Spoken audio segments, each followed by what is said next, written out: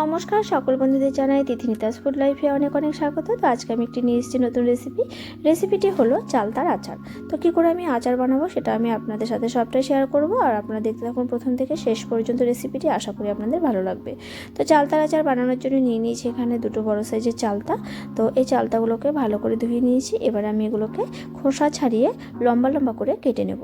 তো এই যে দেখুন লম্বা করে আমি কেটে নিয়েছি, একটু মোটা সাইজ করে কেটে নিয়েছিলাম। তো এগুলোকে আমি এবারে গরম জল করে সেদ্ধ করে নেব। তো এই যে সেদ্ধ করে নেব, সেদ্ধ করার জন্য নিয়ে নিচ্ছি এখানে একটি কড়াই।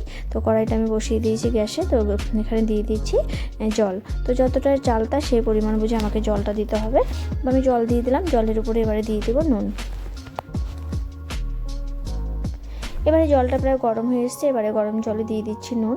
আর নুনের পরিমাণটা একটু বেশি দেব, কারণ জলটাকে লবণাক্ত করলে কি হবে, যে চালতাটা যে রয়েছে, চালতার যে একটা কষ ভাব থাকে সেটা বেরিয়ে আসবে, আর চালতার ভেতরে লবণটা ঢুকলে আচারটা খেতে ভালো লাগবে। তো এবারে চালতাগুলোকে দিয়ে দিলাম। তো কেটে রাখা চালতাগুলোকে দিয়ে ভালো করে আমি ঢেকে সেদ্ধ করব।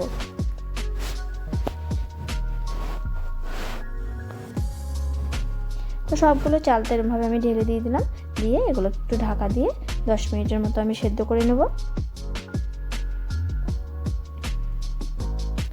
তো 10 মিনিট পরে ঢাকা তুলে নিয়ে আমি এগুলোকে নামিয়ে নিলাম।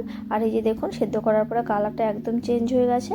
আর লবণটা যেহেতু একটু বেশি দিয়েছি সেই জন্য বেশ কষটাও অনেকটা বেরিয়ে গেছে, আর কালারটাও খুব সুন্দর এসছে। তো এই যে এইভাবে আমি আচার তৈরি করব। আর আচার তৈরি করার জন্য আমি কিছু মশলা তৈরি করে নেব। তো মশলাগুলো কি করে বানাবো সেটা আমি দেখিয়ে দিচ্ছি। তো চালতার আচারে মশলা বানানোর জন্য প্রথমে আমি গ্যাসে একটু কড়াই বসিয়েছি। সেই ননস্টিকের কড়াইটা হালকা আছে একটু গরম করে নিয়েছি। তো এবারে এর মধ্যে দিয়েছি 1 চামচের মতো সাদা জিরে, আর দিয়ে দেবো 1 চামচের মতো মৌরি, আর গোটা কয়েক শুকনো লঙ্কা। প্রথমে আমি এই 3টি উপকরণ ভালো করে একটু হালকা আঁচে নাড়িয়ে নেব।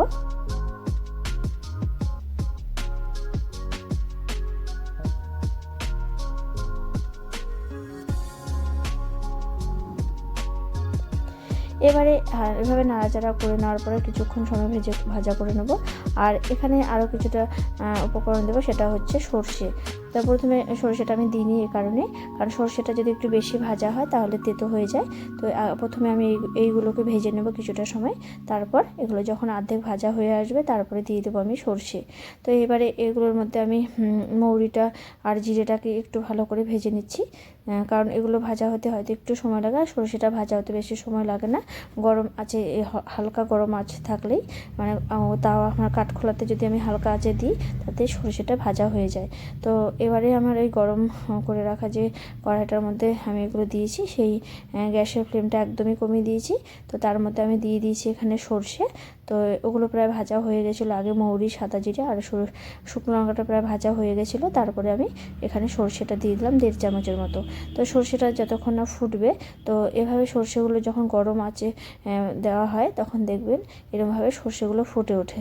তো একটু যখন ফুটতে শুরু করবে তারপর আমি একটু নাড়াচাড়া করে নামিয়ে নেব। তো দেখুন সর্ষেগুলো কি সুন্দরভাবে ফুটে উঠছে। তো এবারে আমার মনে হচ্ছে এগুলো হয়ে গেছে। এবার এগুলোকে আমি নামিয়ে নিচ্ছি। তো সেই কড়াইতে আমি দিয়ে দিচ্ছি জল।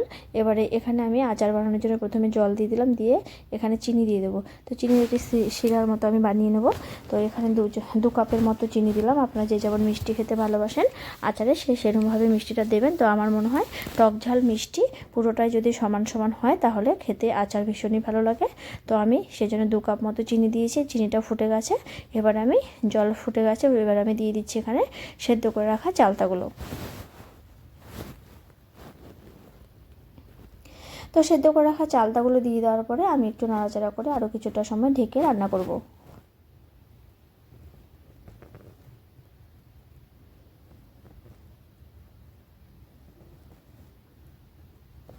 তো এইভাবে ঢেকে রান্না করলে কি হবে, মিষ্টি জলটা যখন চালতার ভেতর পর্যন্ত চলে যাবে তখন দেখবেন একদম চালতাগুলো বেশ নরম হয়ে এসছে, আর বেশ মিষ্টি একটা ভাব যেটা ভেতরে ঢুকে যায়। তাহলে টকের যে চালতার যে টকটা থাকে সেটা অনেকটাই কমে যায়। তো এরকমভাবে ঢেকে দিলে এটাই হয়। তো সেই জন্য এভাবে ঢাকা দিয়ে বারে বারে যদি ঢাকা দিয়ে এভাবে রান্না করি তাহলে আচারের মানে চালতার ভেতর পর্যন্ত সব কিছু উপকরণ ঢুকলে বেশ খেতে ভালো লাগবে চালতাটা। তো এবারে জলটা মানে রসটা অনেকটা শুকিয়ে গেছে। এর মধ্যে আমি যে গুঁড়ো করে রাখা মশলাটা তৈরি করেছিলাম সেই গুঁড়ো করে রাখা মশলাটা আমি এর উপরে দিয়ে দিচ্ছি। দিয়ে আরও কিছুটা সময় নাড়াচাড়া করে নেওয়ার পরে এবার আমি আরও কিছু সময় ঢেকে রান্না করব। মশলা দিয়ে দেওয়ার পরে ঢেকে দেওয়ার পরে কি হবে, আবার যে মশলাগুলো দিয়েছি সবগুলো মশলা চালতার ভিতরে ঢুকবে আর বেশ সুন্দর গায়ে মাখা হবে। একদম পুরো আচারটা বেশ কমপ্লিট হয়ে যাবে, বেশ খেতেও ভালো লাগবে। তো দেখুন এভাবে ঢেকে দেওয়ার পরে আমি ঢাকাটা তুলে দিচ্ছি। তো একটা আঠালো ভাব এসে গেছে, যে শিরাটাতে মানে চিনিটা দিয়েছিলাম, তো যখন শুকিয়ে আসছে রসটা, তো দেখুন একটা আঠালো একটি ভাব চালতার মধ্যে এসে গেছে।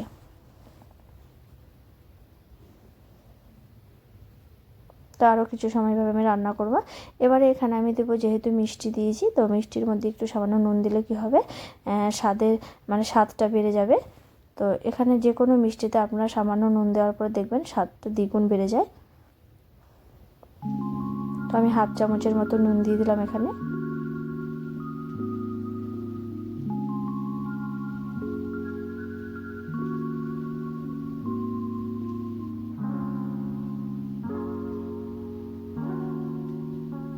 এবারে এখানে আবার দিয়ে দিলাম, নামানোর আগে আগে থেকে আমি গোলমরিচগুলোকে ভেজে রেখেছিলাম, সেগুলোকে গুঁড়ো করে, তো এখানে আমি কিছুটা পরিমাণ বেশ একদম ছোট একটি চামচের অল্প করে দিয়ে দিলাম।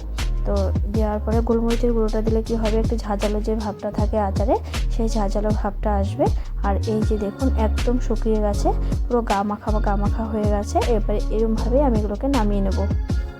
তো এই অবস্থায় নামিয়ে নিলে কি হবে, ঠান্ডা হয়ে যাওয়ার পরে যে বাদবাকি যে রসটা আপনারা দেখতে পাচ্ছেন, সেই রসটা ঠান্ডা হলে আর এরকম এতটা থাকবে না, পুরো গায়ে মাখা হয়ে যাবে, অনেকটাই শুকিয়ে আসবে।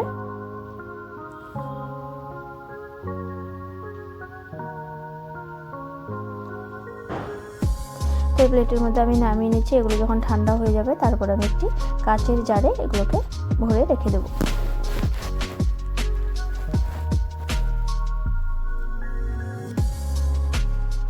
আর পুরো রসটা যেটা রয়েছে বাদবাকি সবটা আমি উপর দিয়ে দিলাম। আর এগুলো যখন ঠান্ডা হবে দেখবে এই এতটা রস থাকবে না, একদমই কমে শুকিয়ে যাবে আর গা মাখা হবে, চালতার সাথে পুরো গায়ে লাগা হয়ে যাবে। তো বেশ আরও আঠালো ভাবটা হয়ে যাবে। তো একদম আচার কমপ্লিট হয়ে যাবে। তো এর উপরে আমি দিয়ে দিচ্ছি কিছুটা চিলি ফ্লেক্স। তো হাফ চামচের মতো চিলি ফ্লেক্স দিয়ে দিলাম। দেখুন যত ঠান্ডা হয়ে আসছে আচারটা, তত কালারটা একদম অন্যরকম হয়ে যাচ্ছে, খুব সুন্দর একটি কালার আসছে। ঠান্ডা হয়ে যাওয়ার পরে দেখবেন একদম আঠালো ভাবটা আচারের এসে যাবে।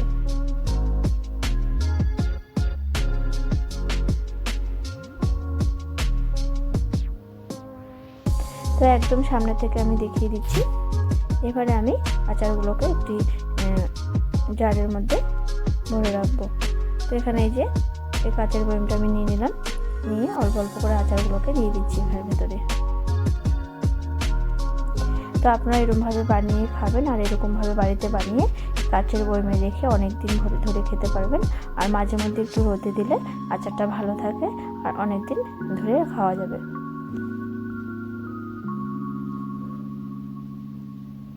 তো কেমন হয়েছে রেসিপিটি অবশ্যই কমেন্ট করে জানাবেন। আশা করি আপনাদের ভালো লেগেছে। তো যদি ভালো লেগে থাকে অবশ্যই লাইক করবেন, প্রচুর বন্ধুদের সাথে শেয়ার করবেন।